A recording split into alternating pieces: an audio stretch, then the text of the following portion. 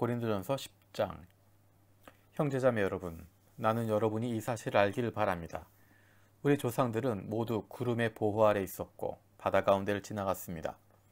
이렇게 그들은 모두 구름과 바다 속에서 세례를 받아 모세에게 속하게 되었습니다.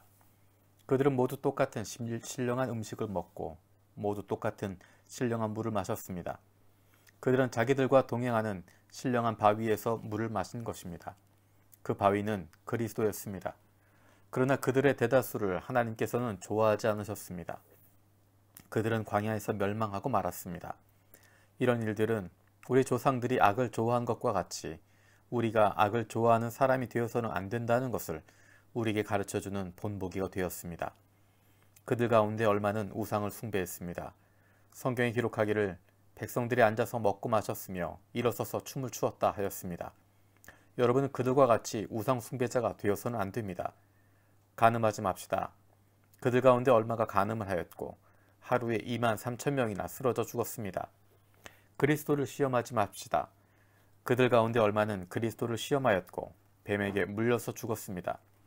그들 가운데 얼마가 불평한 것과 같이 불평하지 마십시오. 그들은 파멸시키는 이에게 멸망을 당한 것입니다. 이런 일들이 그들에게 일어난 것은 본보기가 되게 하려는 것이며 그들이 기록된 것은 말세를 만난 우리에게 경고가 되게 하려는 것입니다. 그러므로 서 있다고 생각하는 사람은 넘어지지 않도록 조심하십시오. 여러분은 사람이 흔히 겪는 시련 밖에 다른 시련을 당한 적이 없습니다. 하나님은 신실하십니다. 여러분이 감당할 수 있는 능력 이상으로 시련을 겪는 것을 하나님께서 허락하지 않으십니다. 하나님께서는 시련과 함께 그것을 벗어날 길도 마련해 주셔서 여러분이 그 시련을 견뎌낼 수 있게 해주십니다. 그러므로 나의 사랑하는 여러분, 우상 숭배를 멀리 하십시오. 나는 지각 있는 사람들에게 말하듯이 합니다.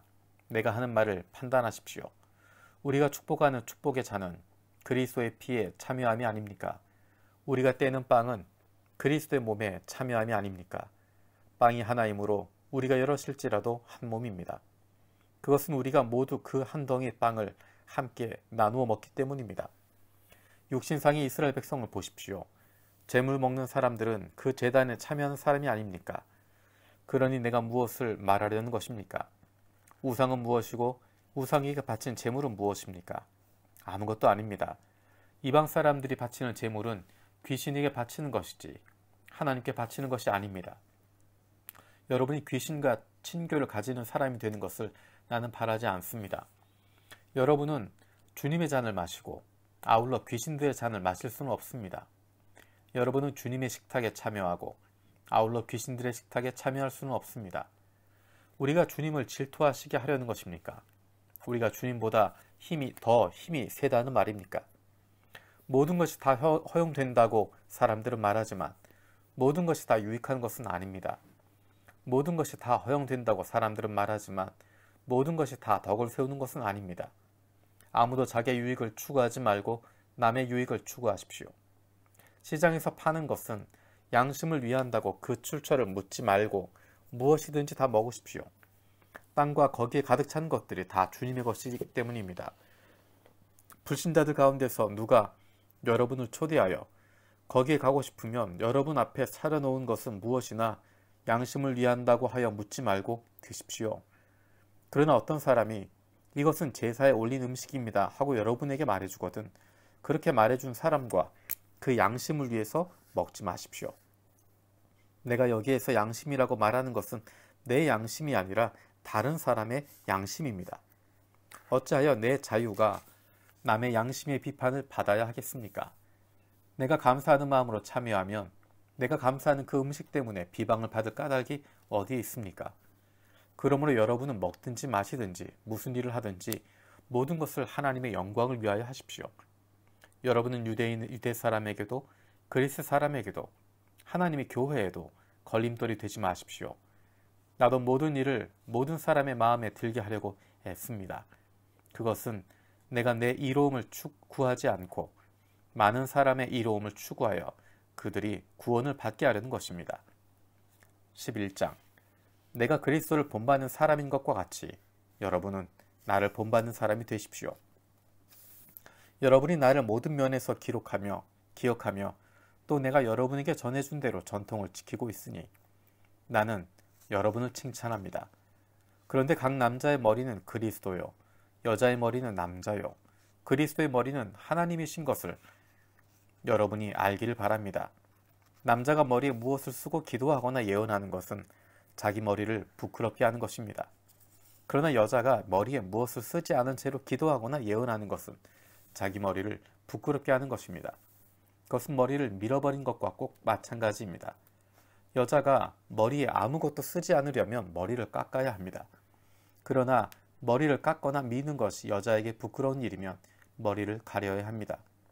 그러나 남자는 하나님의 형상이요 하나님의 영광이니 머리를 가려서는 안 됩니다. 그러나 여자는 남자의 영광입니다.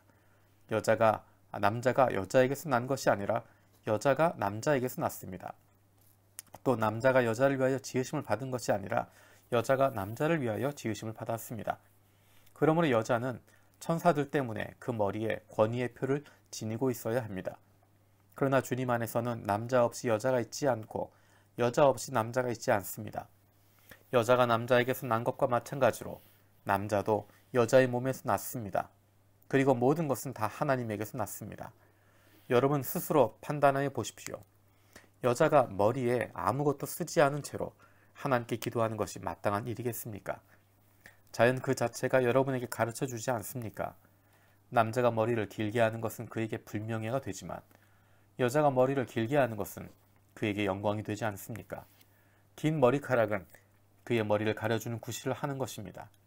이 문제를 두고 논쟁을 벌이려고 생각한 사람이 있을지 모르나 그런 풍습은 우리에게도 없고 하나님의 교회에도 없습니다. 다음에 지시하려는 일에 대해서는 나는 여러분을 칭찬할 수 없습니다. 그것은 여러분이 모여서 하는 일이 유익이 되기보다는 오히려 해가 되기 때문입니다. 첫째로, 여러분이 교회에 모일 때 여러분 가운데 분열이 있다는 말이 들리는데 그것이 어느 정도는 사실일이라고 믿습니다. 하기야 여러분 가운데서 바르게 사는 사람들이 환히 드러나려면 여러분 가운데 파당도 있어야 할 것입니다. 그렇지만 여러분이 분열되어 있으니 여러분이 한 자리에 모여서 먹어도 그것은 주님의 만찬을 먹는 것이 아닙니다. 먹을 때 사람마다 제가끔 자기 저녁을 먼저 먹으므로 어떤 사람은 배가 고프고 어떤 사람은 술에 취합니다. 여러분에게 먹고 마실 집이 없습니까? 그렇지 않으면 여러분이 하나님의 교회를 멸시하고 가난한 사람들을 부끄럽게 하려는 것입니까? 내가 여러분에게 무슨 말을 해야 하겠습니까? 여러분을 칭찬해야 하겠습니까? 이 점에서는 칭찬할 수 없습니다. 내가 여러분에게 전해준 것은 주님으로부터 전해받은 것입니다. 곧 주 예수께서 잡히시던 밤에 빵을 들어서 감사를 드리신 다음에 떼시고 말씀하셨습니다. 이것은 너희를 위하여 내 몸이다. 이것을 행하여 나를 기억하여라. 식후에 잔도 이와 같이 하시고서 말씀하셨습니다. 이 잔은 내 피로 세운 새 언약이다. 너희가 마실 때마다 이것을 행하여 나를 기억하여라. 그러므로 여러분이 이 빵을 먹고 이 잔을 마실 때마다 주님의 죽으심을 그가 오실 때까지 선포하는 것입니다. 그러므로 누구든지 합당하지 않게 주님의 빵을 먹거나 주님의 잔을 마시는 사람은 주님의 몸과 피를 범하는 죄를 짓는 것입니다. 그러니 각 사람은 자기를 살펴야 합니다.